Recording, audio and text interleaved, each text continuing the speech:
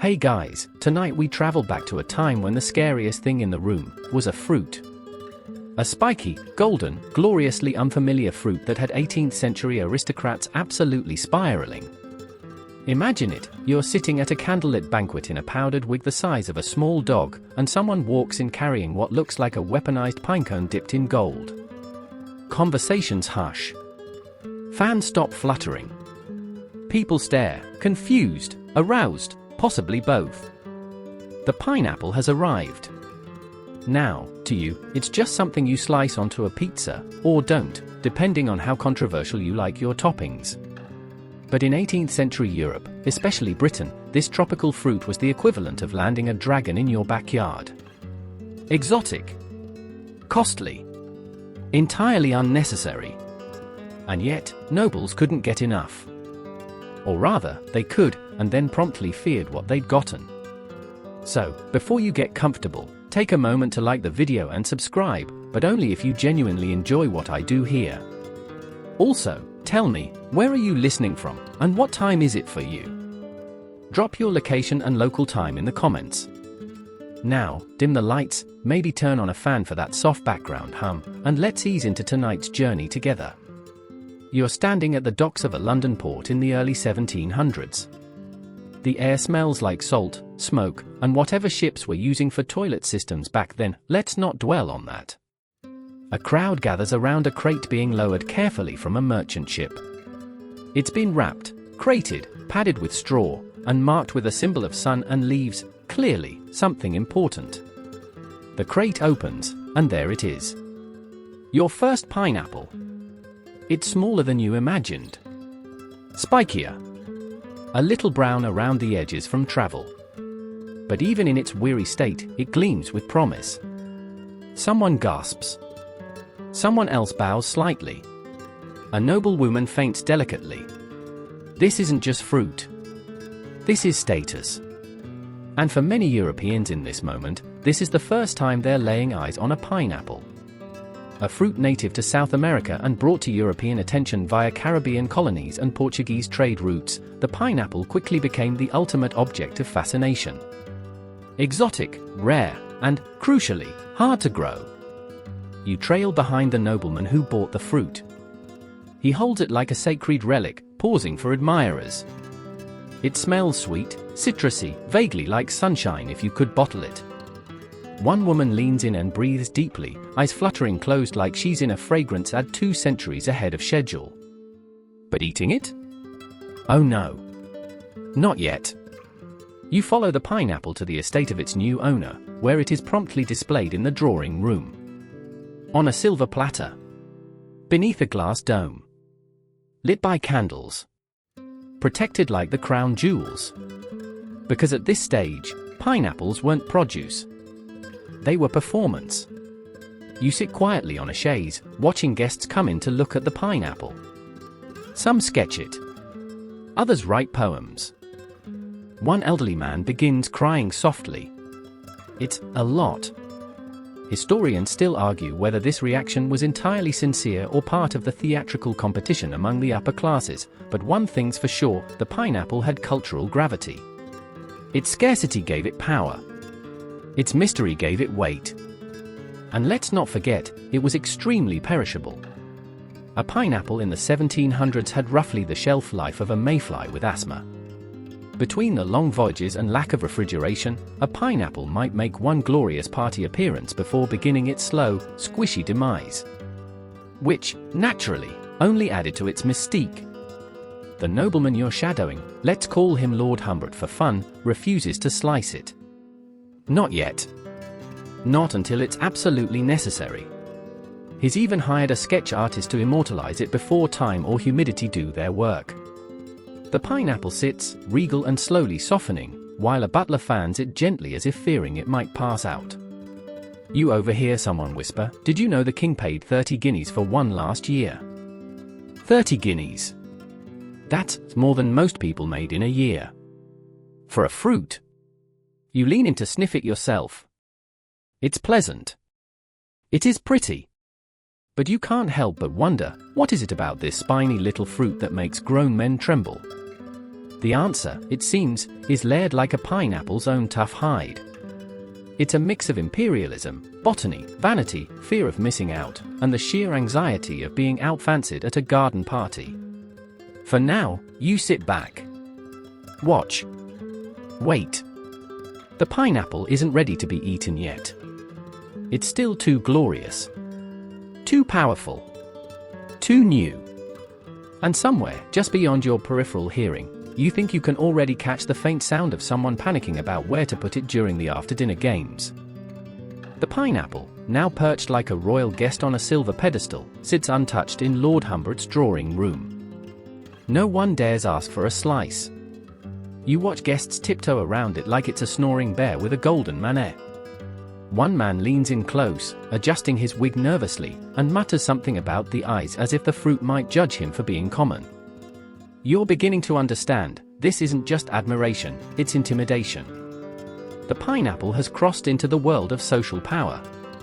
It's become a price tag with leaves. You step into another room where two ladies are arguing softly about whether the pineapple was imported or homegrown in Humbert's orangery. The latter would mean a whole different class of bragging rights. Imported pineapples were luxurious. But homegrown?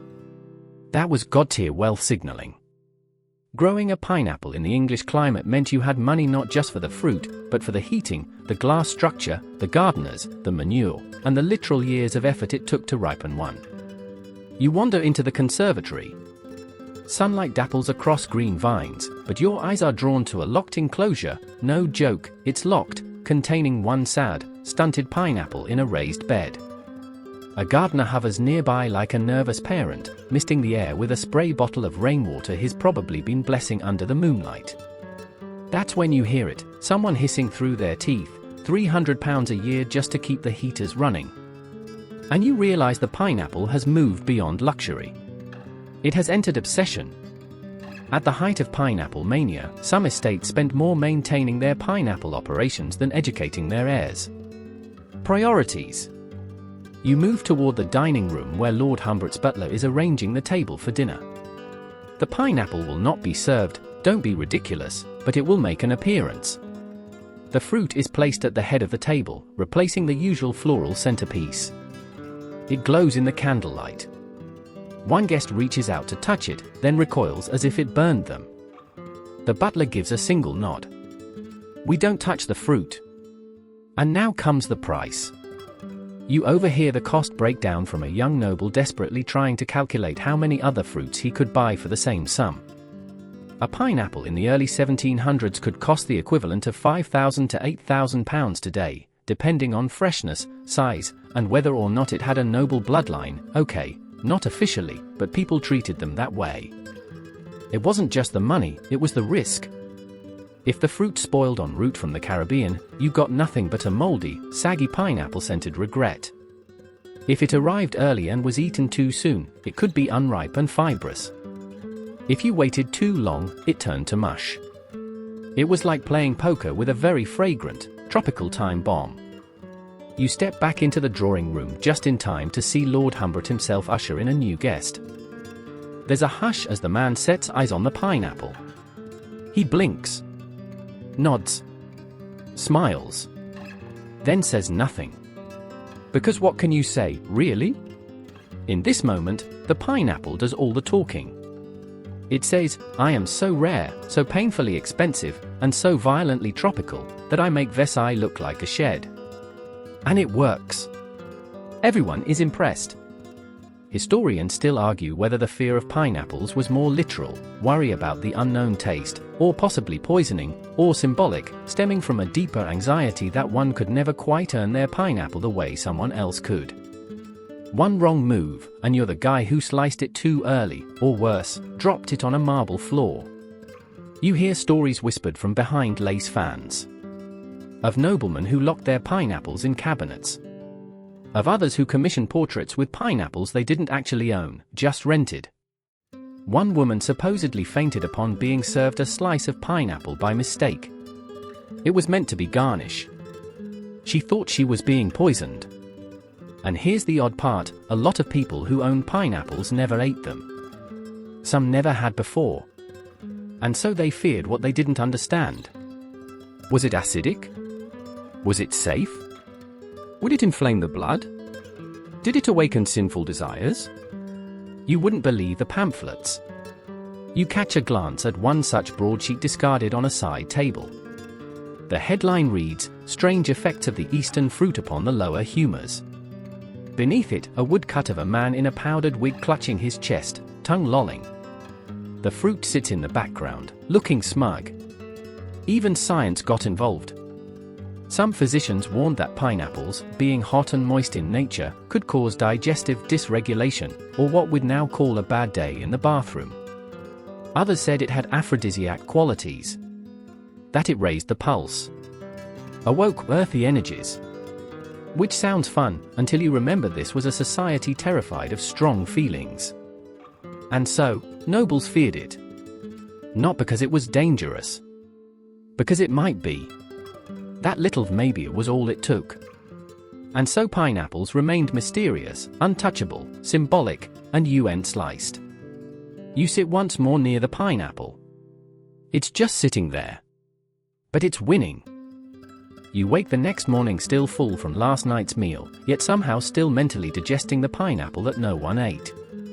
It's still there, displayed reverently in the dining room like a floral hostage. You tiptoe past it, giving it a respectful nod, because let's be honest, it's starting to feel like the pineapple owns the house. As you make your way into the breakfast room, a few guests are murmuring over tea, glancing through the windows at the approaching carriages. Today is the day of the garden banquet, a proper daytime affair complete with parasols, swans, powdered wigs, and exactly one very tired pineapple making another round of high society appearances. You follow the butler, who's been up since dawn, carefully repolishing the pineapple stand. Yes, it has a stand. Gilded. Inscribed. Possibly consecrated. And then, wrapped in silk and carried under armed supervision, it's transported outdoors. The pineapple is not placed on the food table. No. It gets its own table. A small white draped pedestal nestled between hedges, shaded with a fabric canopy that costs more than the average servant's annual wage. Guests gather slowly, forming a semicircle, like they're about to witness a hatching or a duel. And here's where things take a deliciously absurd turn. You overhear Lord Humbert's steward explaining the rental terms. Yes. The pineapple is rented. You lean in closer. This pineapple was not grown here. It was not shipped for Lord Humbert. It was borrowed. For the event. From a man in Bath who owns 2 pineapples and leases them out by the evening. The logic is simple, if also deeply chaotic: the fruit is too expensive to eat. But its presence increases your social value. So, rent it. Show it off. Then send it back before it rots. And the best part? It doesn't even have to be real. But more on that later. For now, this pineapple is legit. Possibly bruised from last weekend's gala, but still upright, still giving tropical status icon, and still under contract. Guests arrive in waves, fans fluttering, eyes wide. They circle the pedestal, offering admiration, dramatic gasps, and once, disturbingly, a small sonnet. No one touches it. One woman leans in and whispers, "It smells wealthy." The footman nods solemnly. You chat with a young baronet who admits, under his breath, that his family once rented a pineapple and forgot to return it. "We buried it," he says, "in the orchard. Gave it a name." That's not weird. You tell him that's not weird. Another lady shares that her cousin tried to pass off a wax pineapple at a dinner party, only to be discovered when a guest accidentally stabbed it with a dessert fork and the entire thing cracked in half. The scandal. The shame. The waxy core of deceit. Historians still argue whether these rental pineapples were truly widespread or if it's just a wonderfully ridiculous urban legend that historians want to be true. But receipts, journals, and guest lists all suggest this wasn't uncommon. There were pineapple sharing societies. Private owners with booking calendars. One rumor claims there was a 5-month wait list for a particularly photogenic pineapple in Sussex. You don't want to believe it. But you do. As the garden party unfolds, people wander between neatly trimmed hedges and string quartets, sipping lemon water and discussing the pineapple in hushed, reverent tones. At no point does anyone suggest slicing it, or even getting too close. It is both the center of attention and the most untouchable thing in the garden. That's when the host brings out the portrait. A large, absurdly ornate oil painting is wheeled into the garden. It features Lord Humbert himself, standing heroically, holding the pineapple in one hand and a book of poetry in the other, looking as if he just discovered both on a beach somewhere between Eden and Enlightenment. The crowd applauds. The pineapple glows softly in the sunlight. It doesn't move. It doesn't need to. And then, just when you think you've seen it all, a guest points to a nearby table filled with small sweets and asks, "Is that pineapple jam?" The entire garden goes silent. The servants freeze. One child drops his biscuit. Lord Humbert, ever composed, answers with a tight smile, "It is quince with a touch of lemon." And the tension breaks. Because actual pineapple, eating it, was rare. Rare because of the cost. Rare because of the fear. Rare because even owning one was like having the Mona Lisa in your hallway and being expected to carve it into a sandwich. You sit quietly on a bench, watching the sunlight drift across the pineapple's spiny crown. Someone takes a charcoal sketch. Someone else whispers, "I heard the Dutch serve them in soup." You're not sure if that's true. But it doesn't matter. What matters is that, in this moment, this fruit, this $8,000 doorstop in disguise, is doing its job. Making everyone feel a little more fancy, a little more connected to colonial glory, a little more certain that they've arrived. Even if only for the afternoon. The garden party winds down as twilight slips gently over the manor grounds. The pineapple is returned indoors with all the ceremony of a visiting ambassador, 2 footmen, a velvet-lined tray, and someone murmuring what you think is a protective blessing under their breath. You follow the procession back through the drawing room, where the fruit is carefully placed beneath a dome of leaded glass. It sits there, pride intact, a little soft around the edges now. But still radiant. Still feared. As guests trickle away and servants begin clearing teacups, you make your way toward a long brick structure behind the estate, a squat, windowed building that smells faintly of damp straw and heated stone. This is the pinery. And now, you see where the real pineapple drama begins. You step inside and are hit with a blast of warm, moist air.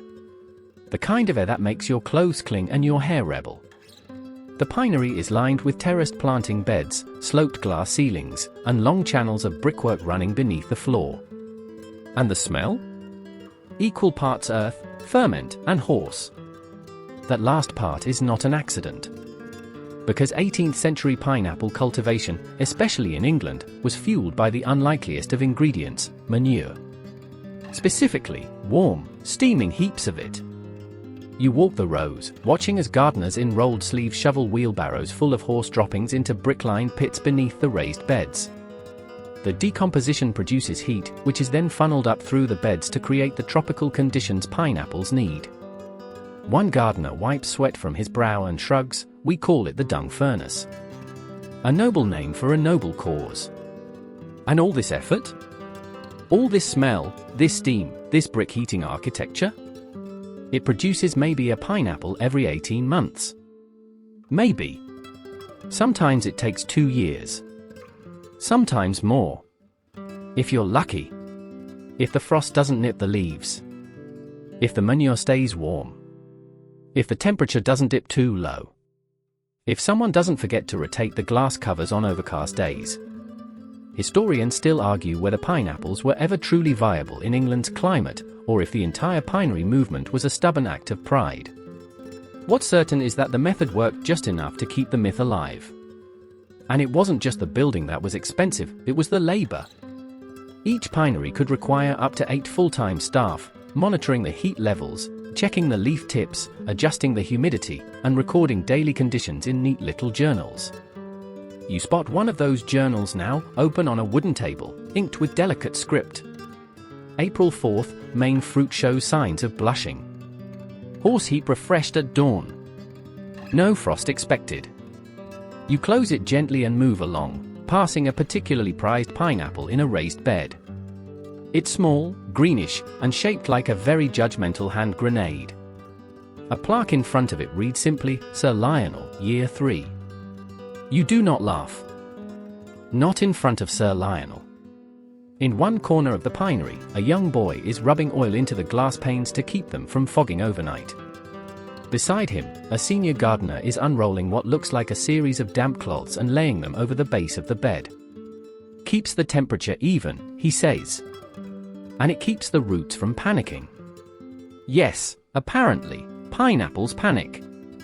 You watch as the gardener gently brushes the spiny leaves of one plant with what looks like a feather duster. You don't rush them, he adds. They know. You nod solemnly, as if this makes perfect sense. And in a way, it does. Because every pineapple grown here is more than fruit. It's a monument. A proof of dominance. A slap in the face to weather and geography and common sense. It says, yes, I live in England. And yes, I have conjured a tropical miracle with horse droppings and unearned confidence. One gentleman, a visitor from the neighboring estate, walks the row behind you, sniffing audibly. Our pineapples flowered early this year, he brags. Had to commission a second manure channel. You offer a slow nod of respect. It's competitive. Of course it is. Some nobles grew pineapples not to eat, but to lend. Renting out their pineries. Trading fruit as diplomatic gifts. One legend even tells of a viscount who grew 3 pineapples just to throw one away in front of guests, as a flex. You hope that's not true. But you wouldn't be surprised. You reach the far wall of the pinery, where several dead pineapples, withered, blackened, crumpled like angry hedgehogs, rest under a woven cloth. A small stone marker reads, with honor they ripened. The gardener glances at you and shrugs. Not all make it. You bow slightly, out of habit. As you step back outside, the night air feels cold, clean, strangely empty. No manure steam. No fungal humidity.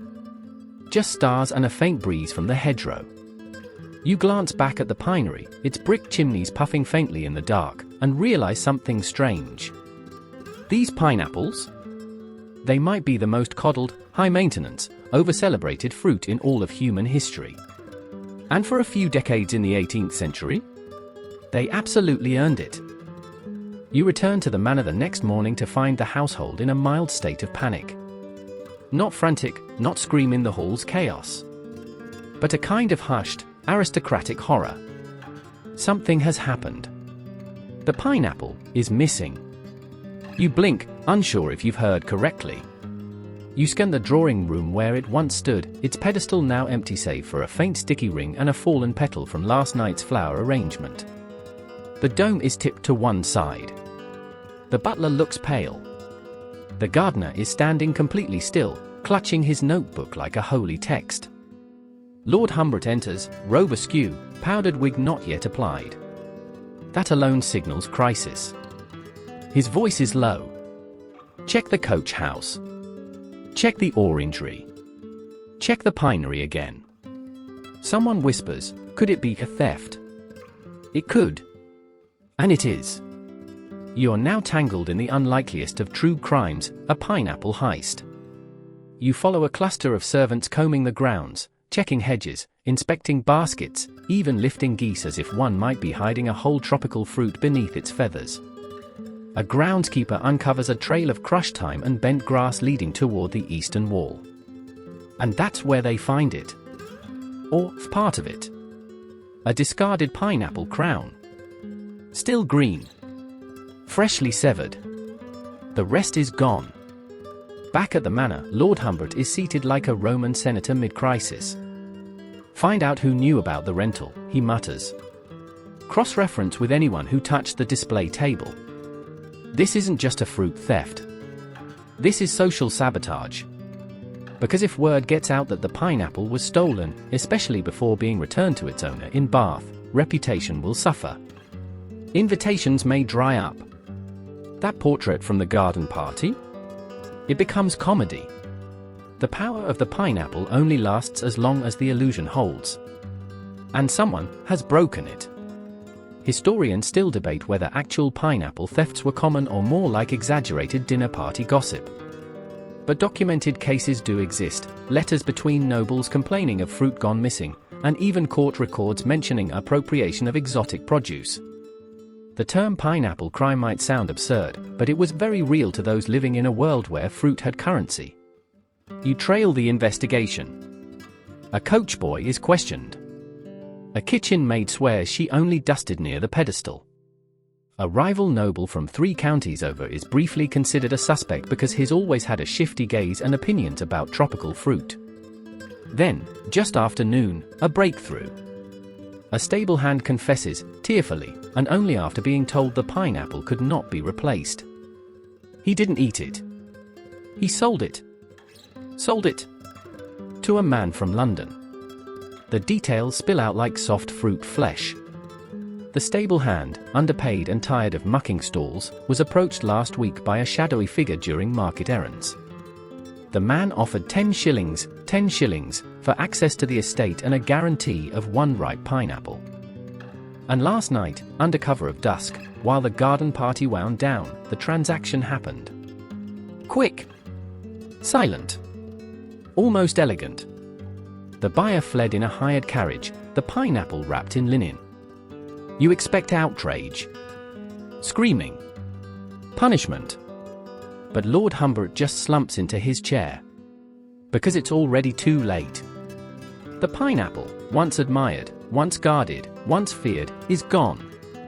There will be no return to Bath. No second showing. No portrait hangings or floral recreations. The pedestal will remain empty. The dome, dusty. The drawing room, now echoing with a silence thick enough to slice. You wander the grounds in the afternoon sun, marveling at the strange weight of it all. The stolen fruit has become a ghost. No trace remains except the tufted crown, and the story's already beginning to shift shape. Someone says it was an inside job. Someone else says the rival noble did send a man.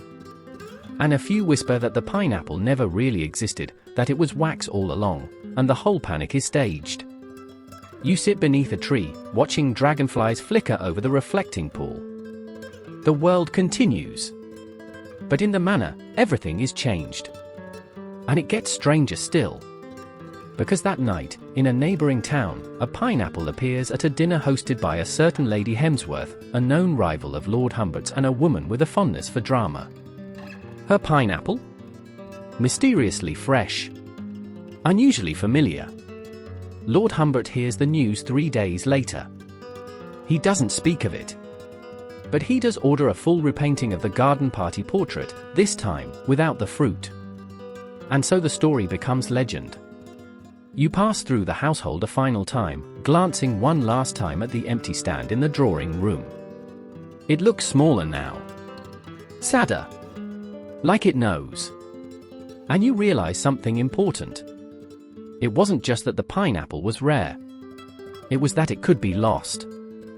Days pass, and the stolen pineapple fades into the realm of legend, part scandal, part whispered joke. But among the nobility, something darker simmers beneath the surface, a growing suspicion that the pineapple might not just be powerful, it might be dangerous.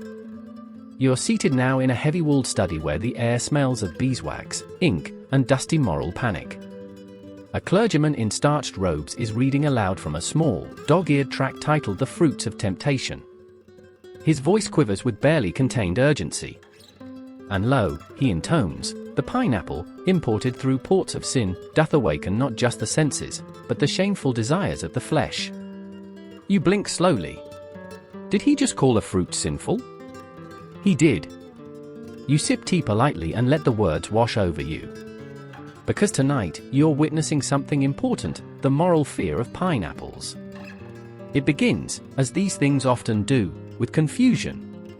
This strange fruit, neither apple nor pine, neither familiar nor native, arrives wrapped in colonial mystery. No one knows how to categorize it. It doesn't grow easily. It looks vaguely reptilian. It smells like it's flirting with you. And worst of all, it makes people feel things. Desire. Ambition. Envy. Tropical nostalgia for a place they've never even been. You read over one sermon excerpt, "The Lord did not place fruit such as this within Eden, and it must be pondered, whence came it, and at what cost?" Right. Because if you can't grow it yourself, and you don't understand it, it must be evil. The pineapple becomes a scapegoat. A symbol. A thorny object of suspicion among clergymen, etiquette authorities, and that one elderly dowager who thinks anything yellow is morally suspect. Historians still argue whether this fear was widespread or more of an upper-crust moral theater, another performative boundary between those who understood restraint and those who dared to bite into the fruit of desire. What's clear is that pineapples caused nerves to flutter, both socially and theologically. You flip through a moral etiquette guide from 1762. Chapter 14, When Fruit Becomes Folly. There's an entire subsection about fruits that inflame the senses. Pineapples top the list, right above figures. Below both, salad, if improperly dressed. A scandalous time. But the fear didn't stop at morality. You overhear an anxious nobleman explaining, in hushed tones, that pineapples could disrupt digestion, imbalance the humors, and overactivate the spleen. Whatever that means. Another insists pineapples should only be eaten on days when the moon is waxing, and never near a fireplace, lest the combined heat provoke the blood. You walk past a physician's office where several noble women await consultation. They all look faintly flushed. The doctor steps into the hall, dabbing his brow. Another case of fruit fever, he sighs. And while you'd like to dismiss it as melodrama, there were real medical concerns at the time. Some early eaters, unused to tropical acids, reported burning sensations, mouth sores, or stomach upset. Naturally, these reactions weren't blamed on lack of dietary fiber or being too delicate. No, they were blamed on the evil nature of the pineapple. One pamphlet claims it drives the bile upward. Another warns of hallucinations in the melancholic type. One delightful gentleman swears his aunt developed a 3-day fever after licking a pineapple's juice off a spoon. She was never quite right after, he adds solemnly. You can't tell if this is superstition, status panic, or just a 300-year-old food allergy. Probably all three. You find yourself in the home of a particularly cautious family. They display an entire still life painting of a pineapple in their hallway, but they've never had one in the house. Too risky, the matriarch says. Tempting fate. Meanwhile, their 11-year-old son is secretly sketching pineapples in his diary like forbidden idols. One day, he writes, "I shall taste the sun." You cheer silently for him. Later that evening, you stumble upon a dinner scene frozen in polite tension. The hostess has served a chilled pudding mold into the shape of a pineapple. It's made entirely of almond paste and golden food dye. A silent nod to the real thing, but safer. No one mentions it. But everyone knows. And here's the twist, this fear only amplifies the fruit's power. Its inaccessibility, its potential danger, its reputation for awakening passion, these qualities give the pineapple an edge. A whisper of transgression. A hint of decadence. You picture a nobleman saying, "Oh, I could never eat such a thing," while clearly hoping someone offers it again. Forbidden fruit has always tasted better in the mind. And through it all, the pineapple just sits there. Unmoving. Unmoved. Thorned. Golden. Watching. Night has fallen, and the manor is quiet again. Too quiet, actually. You wander into the upstairs sitting room where several nervous guests are huddled around a crackling fireplace, sipping weak tea and avoiding eye contact with a sideboard that holds a pineapple. This one is smaller. Browner. A bit slumped.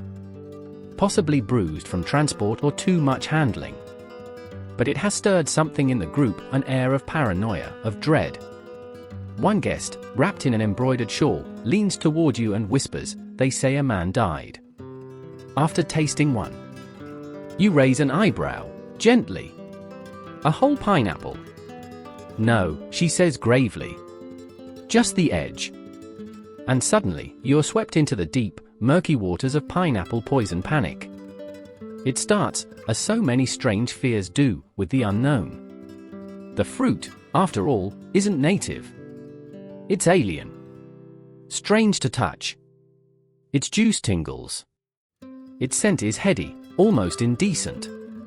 Some nobles began to believe, truly believe, that it was not just morally questionable, but medically dangerous. One tale goes like this: a wealthy merchant ordered a pineapple from the Caribbean. By the time it arrived in London, it was soft and leaking. Not wanting to waste it, he took a bite. 2 hours later, allegedly, he collapsed. Historians still argue whether he died of food poisoning, coincidence, or possibly heartbreak over the shipping invoice. But the story stuck. Another rumor swirled around a diplomat's wife who fainted after smelling a sliced pineapple in Venice. The vapors, people whispered. She never walked the same again. You find an old herbalist's ledger that lists the pineapple under volatile temperaments. Side effects include dizziness, mouth tingle, nightmares, and untoward thoughts of distant shores.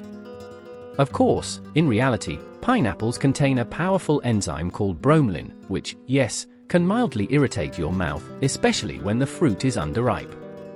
But in the 1700s, the science was fuzzy, and the gossip was vivid. You attend a quiet salon discussion hosted by an amateur apothecary who has pinned diagrams to the wall. See here, he says, tapping the sketch of a tongue, the fibers of the fruit, they burrow. They warm the gums. They disorient the humors. His audience gasps. One woman fans herself. Another man faints spectacularly. In the servant quarters, the views are more practical. One cook tells you bluntly, it burns if you eat it wrong. And if it's rotten, it smells like a dead boot. He's not wrong. Rotten pineapple smells like treason.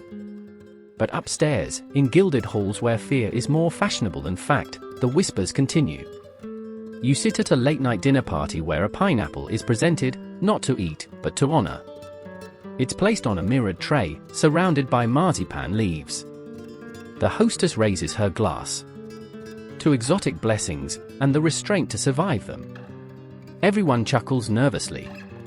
No one dares ask for a slice. You watch as a young duke inches closer, clearly tempted. He leans over, inhales, and promptly recoils. It bit me, he murmurs. You lean in, just to make sure. The pineapple hasn't moved. One guest, bolder than the rest, finally demands proof. Surely, he says, we're not afraid of fruit. So he cuts a slice. The room gasps. He eats it. Everyone stares. Nothing happens. He smiles. Tastes like sunshine. And maybe old tea. Then he winces. It's minor. But the damage is done. His eye twitched, someone mutters. He's sweating, says another. By midnight, the man has been ushered upstairs to lie down. A doctor is called. Tropical inflammation is the diagnosis. No one knows what that means. But they believe it. Even small encounters create ripples. You overhear a noblewoman refuse a cordial offered by a friend. What's in it, she asks. Not pineapple, I hope. You realize something odd is happening. The pineapple isn't just feared for its potential taste. It's feared for its effect on the imagination. The moment it enters the room, it changes the mood. It holds the air differently. It conjures up oceans, jungles, rainstorms, things no drawing room is supposed to contain. That's the real terror. The pineapple reminds people that the world is larger, messier, and more flavorful than their controlled little lives allow. And for the powdered, perfumed, tightly corseted elite of the 18th century, that is no small threat. So they respect it. They display it. They name it, worship it, rent it. But they don't bite. Not unless they're brave. Or foolish. Or simply can't resist anymore. By now, you've walked past at least 6 pineapples that no one has actually eaten. You've seen them carried like relics, displayed like sacred artifacts, and even feared like cursed idols. And yet, something lingers beneath the gilded hysteria, something stranger, quieter, and far more delightful. It's the story of how people claim to taste pineapples without ever having one touch their tongue. You're attending a late evening gathering in the salon of a minor duchess with a major flair for the dramatic. The lights are dim. The air is rich with perfumes and candle smoke. On the central table, one wax pineapple, one oil painting of a pineapple, and one small dish of pineapple-scented pomade. The guests gather, wine glasses in hand, eyes wide. Someone says, "It smells like sunlight soaked in honey." Another closes their eyes and murmurs, "I can feel the texture on my teeth." Grainy. Warm.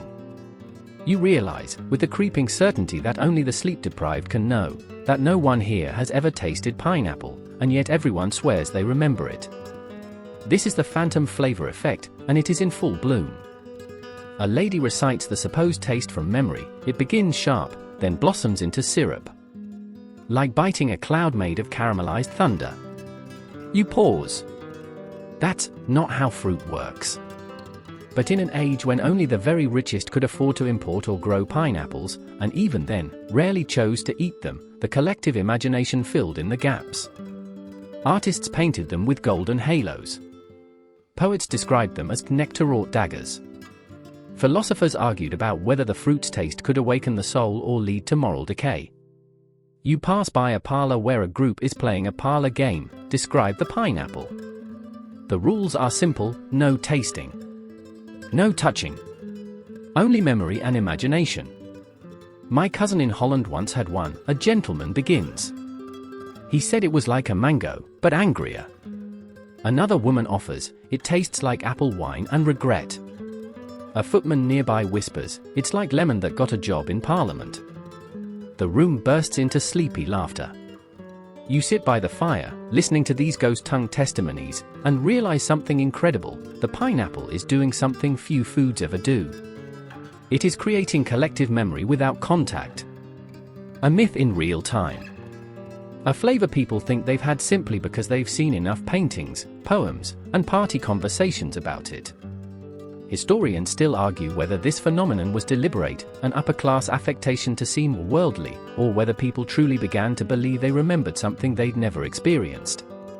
But let's be honest, you've convinced yourself you remember the smell of Play-Doh, or the sound of dial-up internet. Why not the taste of a pineapple you never actually had?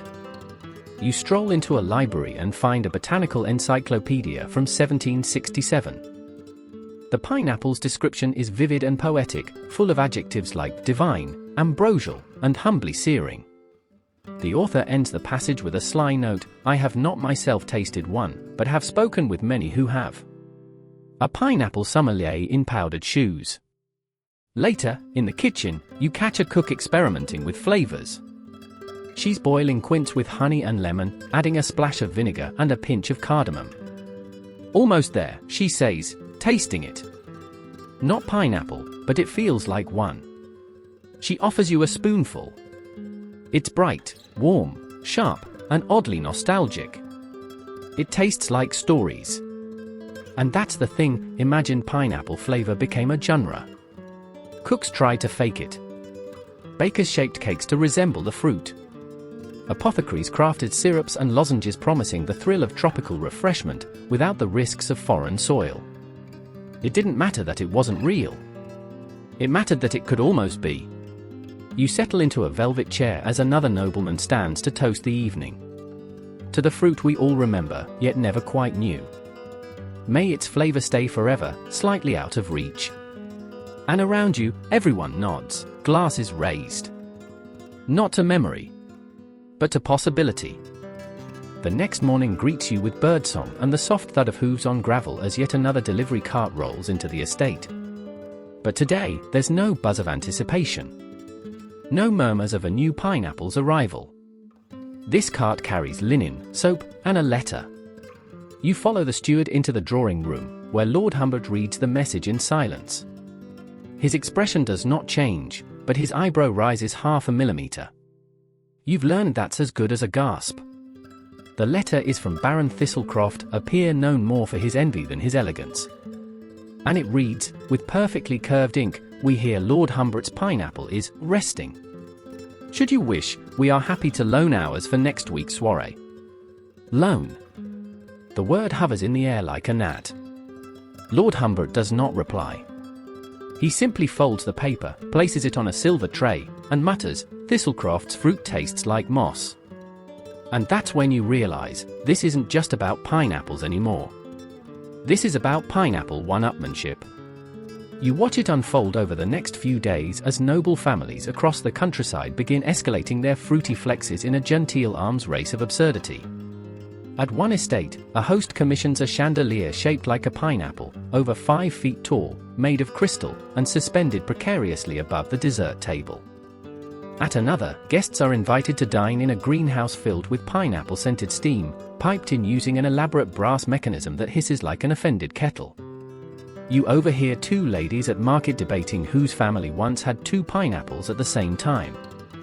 One says her grandfather used one as a bookend. The other claims her aunt wore one as a hat during a masquerade ball. Neither story seems plausible. Both are accepted. The competition grows fiercer. Hosts begin inventing new pineapple uses simply to outdo their neighbors. A duke displays a carved pineapple sundial. A viscount's wife commissions a series of needlepoint pillows with different pineapple moods. A baronet's carriage is redesigned to resemble a rolling fruit. At one particularly unhinged dinner, the centerpiece is an enormous sugar sculpture depicting a pineapple dueling a papaya. The pineapple wins. You start hearing strange rumors. Pineapple-shaped reliquaries. Pineapple baptism fonts. One priest, it said, delivers sermons from a pulpit shaped like the fruit of temptation. You doubt it. But do you really? Historians still debate whether this pineapple one-upmanship was satire, social theater, or just wealthy people doing what they do best, turning everyday objects into status symbols and emotional battlegrounds. But there's no denying the trend. And somewhere in all this ridiculousness, the fruit itself becomes irrelevant. No one's eating it. No one really wants to. What matters is the display. The suggestion. The metaphor. You walk through a gallery where portraits of ancestors hang solemnly in gold frames. Each has a pineapple somewhere in the background. Some subtle, a fruit bowl, a stitched border, a lapel pin.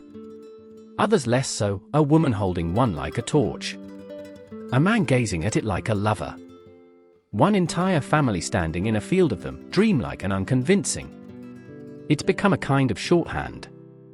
Pineapple equals wealth. Pineapple equals taste.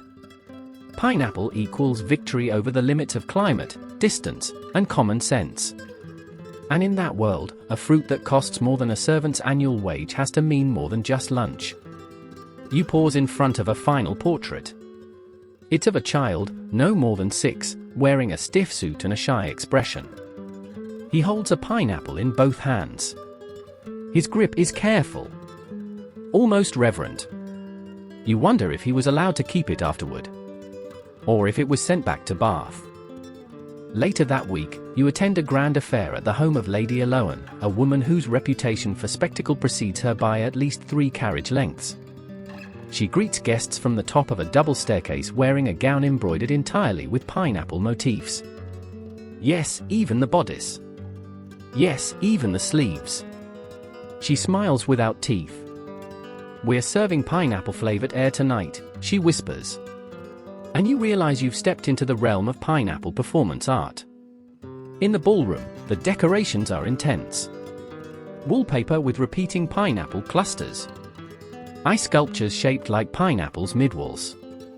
Even the string quartet is arranged in a semicircle around a pineapple centerpiece, each player wearing golden brooches in the fruit's likeness. You find your way to the refreshments table and discover something called pineapple essence infusion. It's not juice. It's not tea. It's a suggestion. A glass of water, gently wafted over a pineapple skin and served with dramatic flair. A footman bows deeply and says, "It's like kissing the fruit's dreams." You sip. It tastes like regret and rosewater. But this isn't about flavor. It's about feeling close to the fruit. Close to what it represents. As the evening unfolds, performances begin.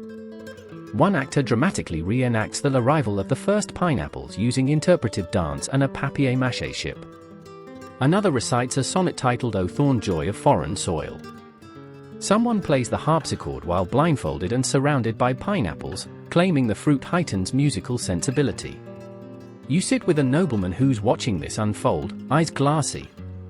I remember when we just stared at them quietly, he sighs. Now they demand a whole opera. A pineapple opera? Someone's probably writing one right now. You step outside for air and find a small crowd gathered under the moonlight, where a street performer juggles 3 faux pineapples while quoting Voltaire. This fruit, he says mid-catch, is revolution in rind. And no one corrects him. You return indoors to a heated debate in the conservatory.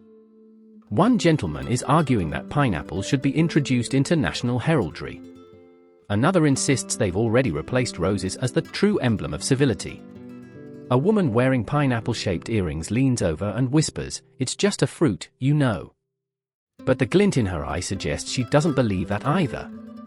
You browse the hostess's private library, a curved room filled with leather-bound volumes and a suspiciously large number of pineapple-themed treatises.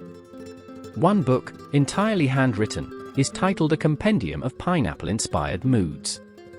Inside, illustrations of stoic nobles paired with captions like pineapple longing, tropical anxiety, and colonial delight. You hear someone giggling in the corner. A girl no older than 16 is sketching pineapples with wings.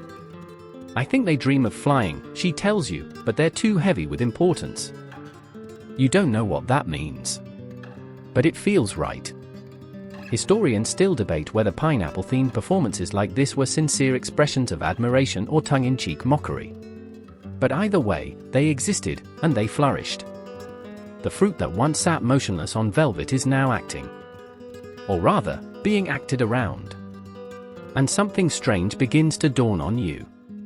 Maybe the pineapple was never the star of its own story. Maybe it was the stage.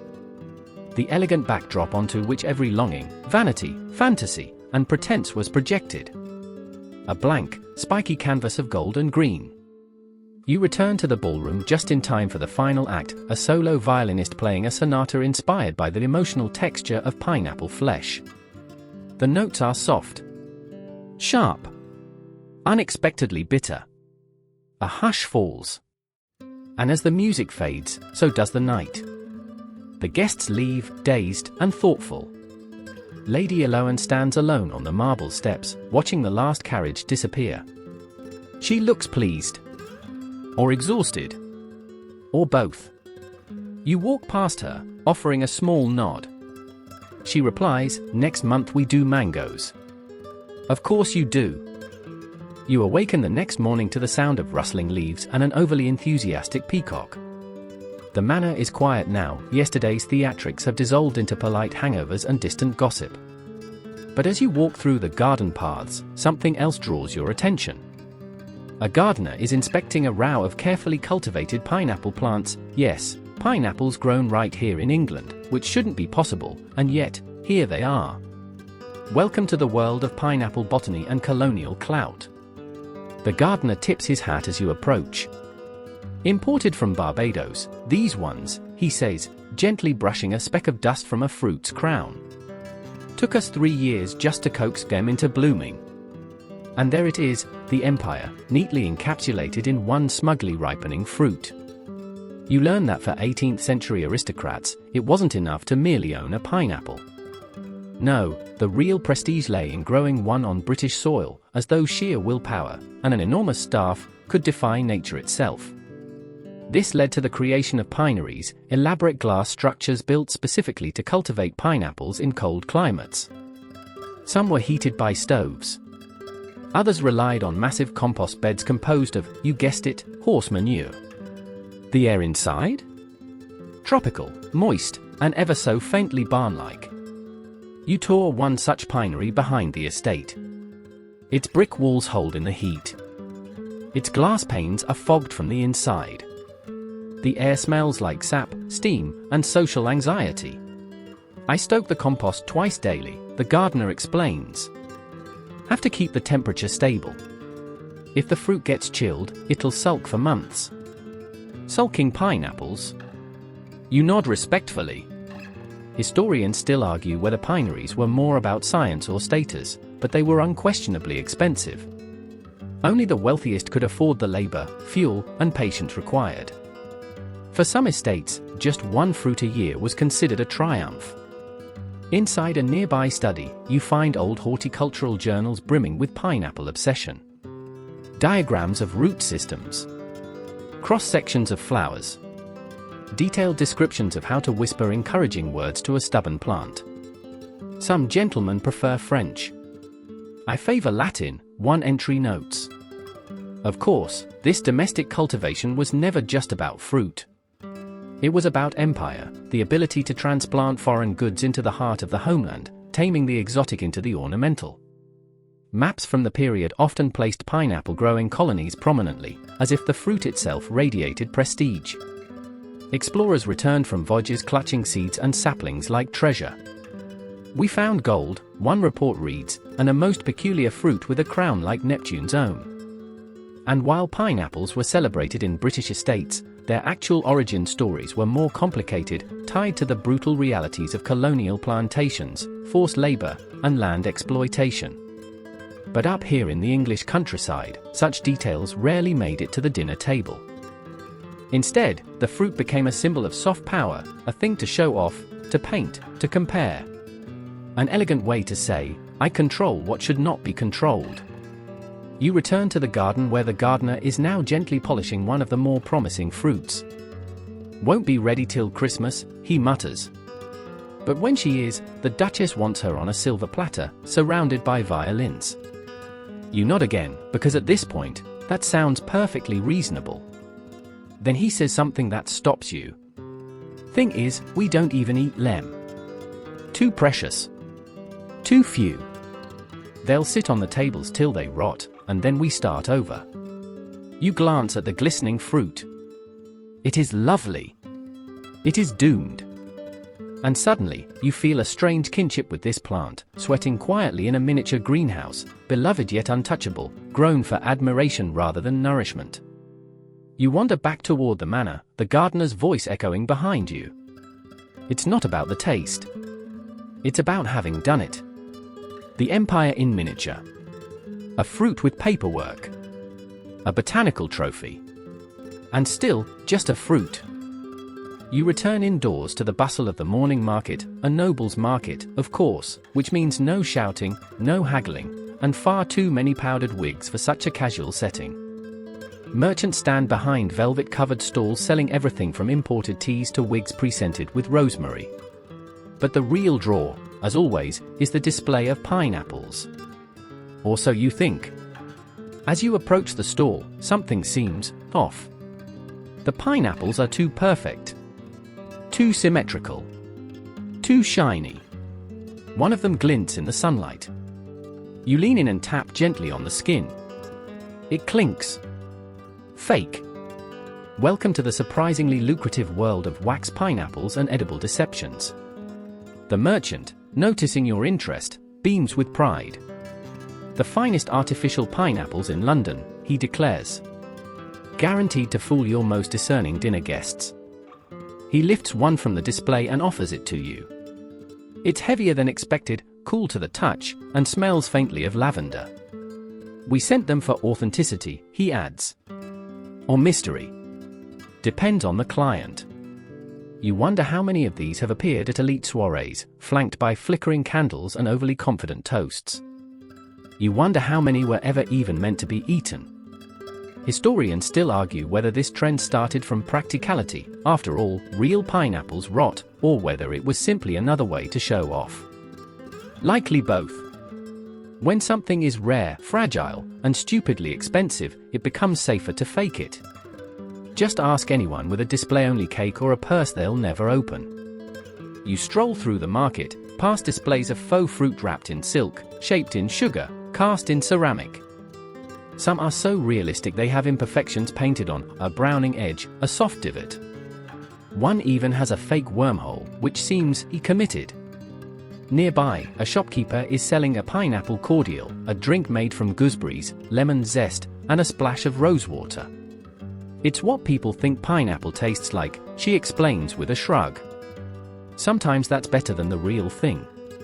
You take a sip. It's floral, sharp, and oddly convincing.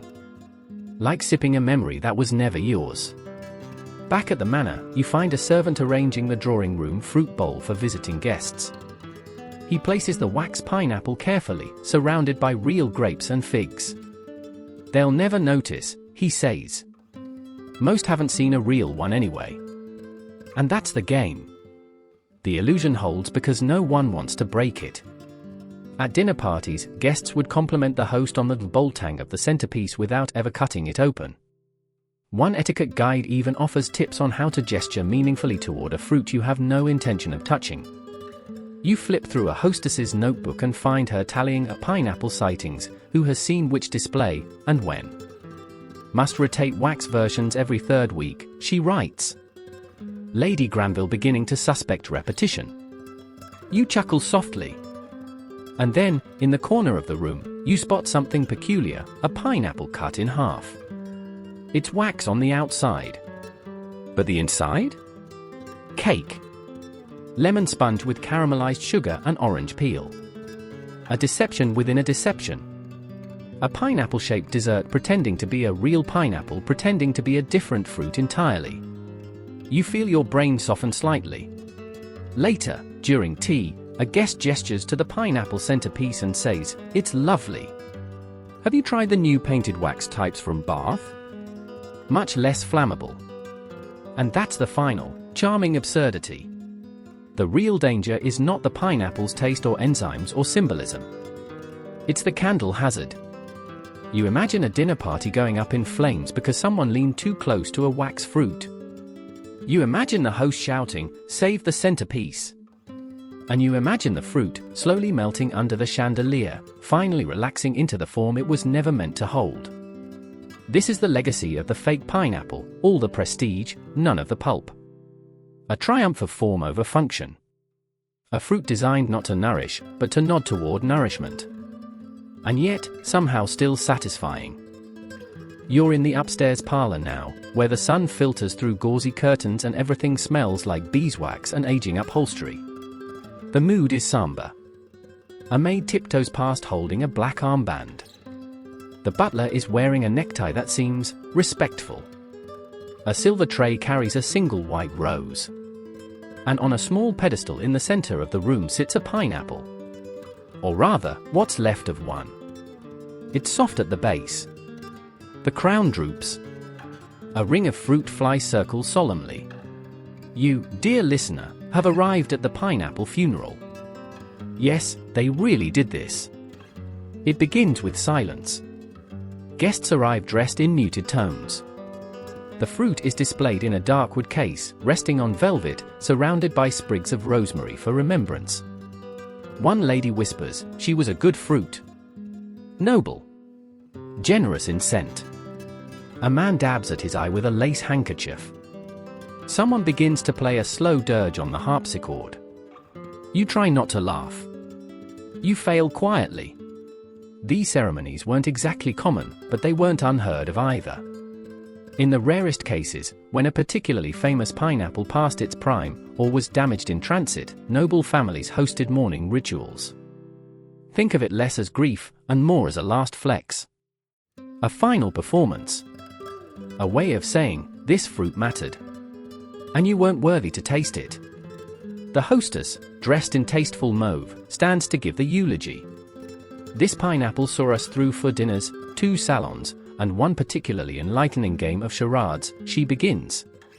She endured the heat of candlelight, the cloying fingers of a curious baron, and the undignified attention of a pug. A murmur of agreement. She will not be composted, the hostess concludes. She will be interred. You follow the small procession, for footman and a sniffly cousin, down to the garden, where a shallow grave has been dug beneath a weeping willow. The pineapple is placed inside a box carved from cedar. A servant sprinkles nutmeg. The gardener mutters something in Latin.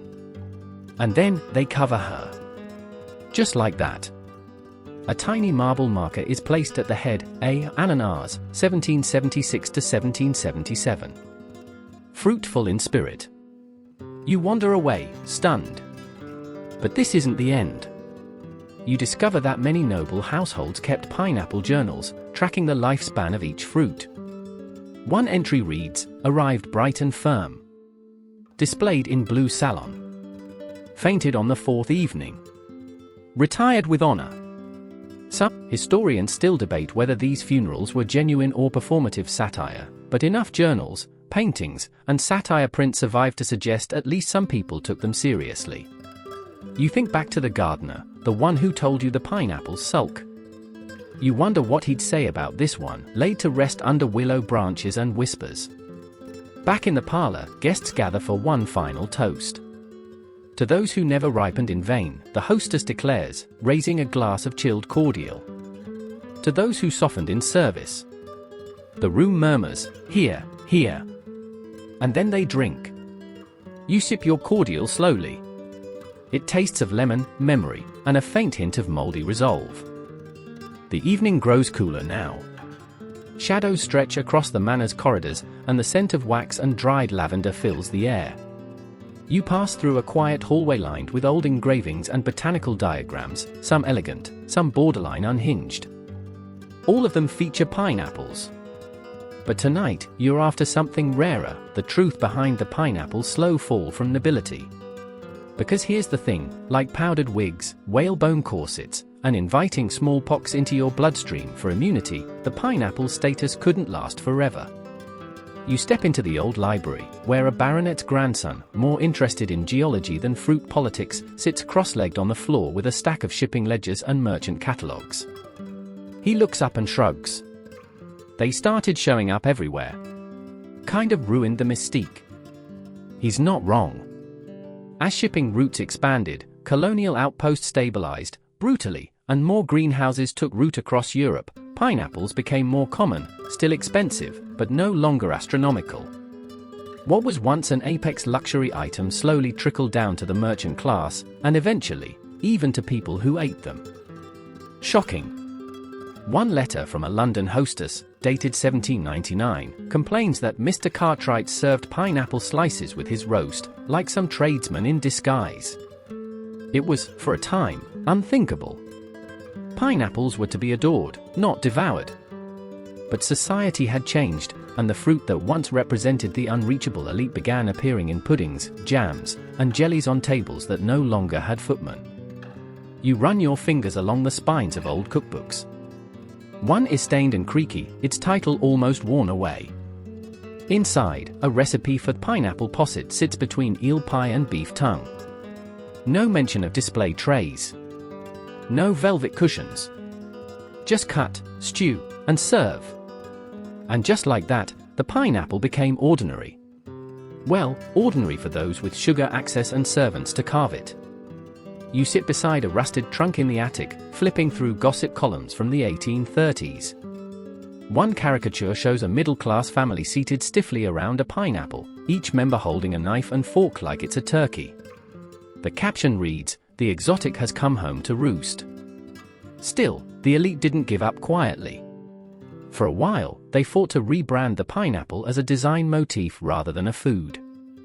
You'll notice it everywhere, in brass doorknobs, bedposts, gate finials, embroidery patterns. The pineapple became the ultimate decorative flourish, a holdover from its golden age, now reduced to architectural seasoning. Historians still argue whether this was a last-ditch attempt to preserve its social cachet or a genuine fondness for the fruit's shape. Either way, the pineapple faded into the background, less a crown jewel, more a polite nod to past extravagance.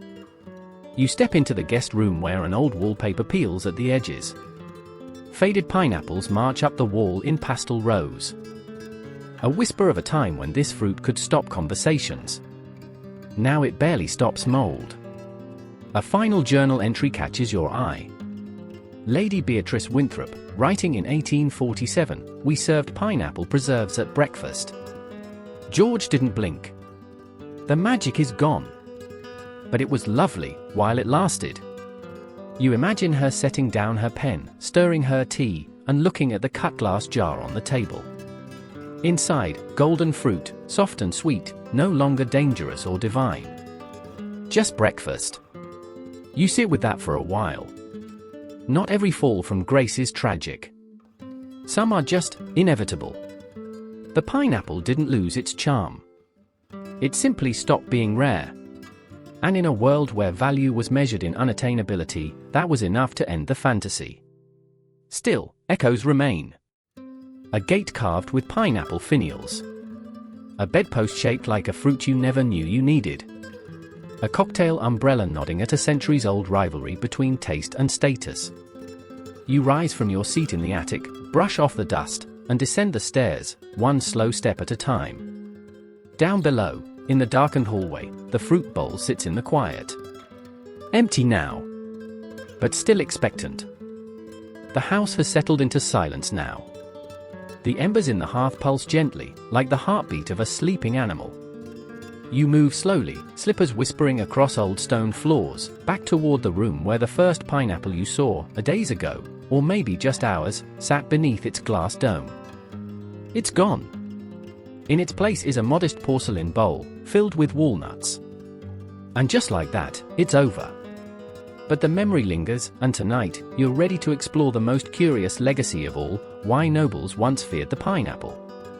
Not feared in the runaway screaming sense. More like a polite, powdered terror that something so exotic, so vibrant, so embarrassingly new might unravel everything they understood about the world. You take a seat by the window and gaze out across the garden. Somewhere beyond the hedges is that tiny grave, where a pineapple was buried with ceremony and nutmeg. And it begins to make sense, because the pineapple was never just a fruit. It was a disturbance. A fragrant, spiky ambassador from far-off lands.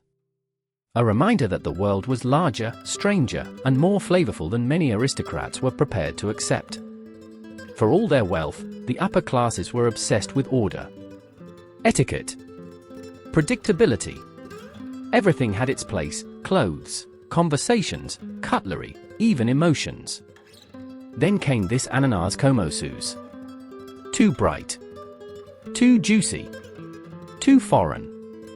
A fruit that refused to be classified by English apples and pears logic. A taste that danced between sweet, sour, and burn your mouth raw. A symbol that didn't behave. Historians still argue whether this discomfort was conscious or just a reflection of deeper cultural shifts. But writings from the era hint at the quiet anxiety the fruit provoked.